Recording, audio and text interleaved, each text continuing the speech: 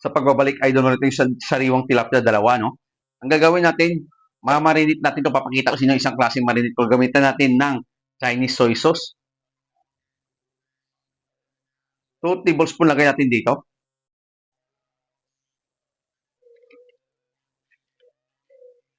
Meron tayong bawang. Pinitpit kasamang balat. Meron tayong kalamansi. Diyos, kasama yung balat, sama natin, no?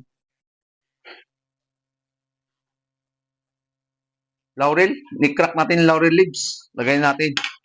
At meron tayong gagamit tayo ng magic. Wow! Sarap. Granules, no? Ubusin natin yan.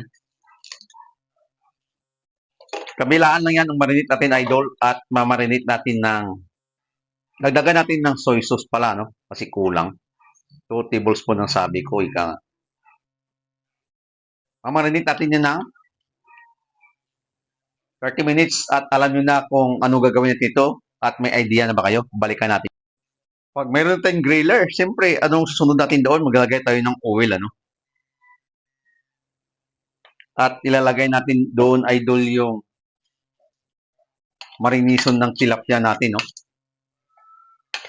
Dito sa griller. Dalawa yan.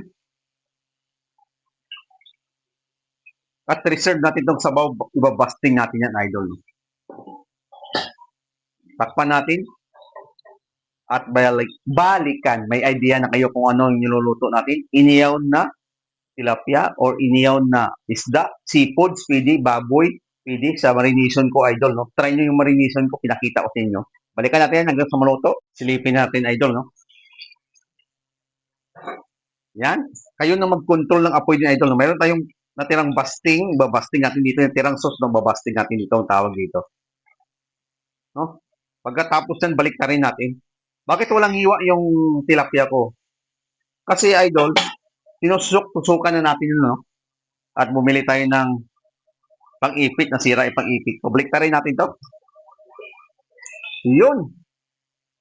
Yan siya, sabi ko na okay na siya, no? Pastingan ulit natin at takpan, no? Balikan hanggang sa maluto at mayroon na tayong iniyaw na isda or iniyaw na tilapia ang tawag dito. Yung marination ko, sundan nyo lang. At kung hindi pa, marami akong marination doon sa YouTube channel ko at yung iba't ibang klaseng sauce sa YouTube channel ko, idol. Sa hindi pa nakasubscribe, subscribe na kayo, idol. Balikan natin yan. Doon, silipin na natin, idol, no?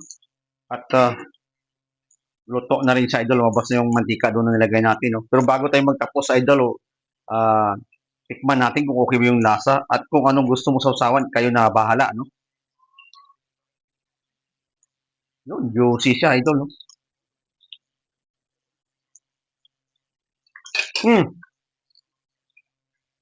Yun lang mga idol, patayin natin apoy at luto na yung iniyaw na isda natin or tilapia or seafoods, chicken, pork, pwede mo sundan yung marinison ko. Bye-bye mga idol, kainan na!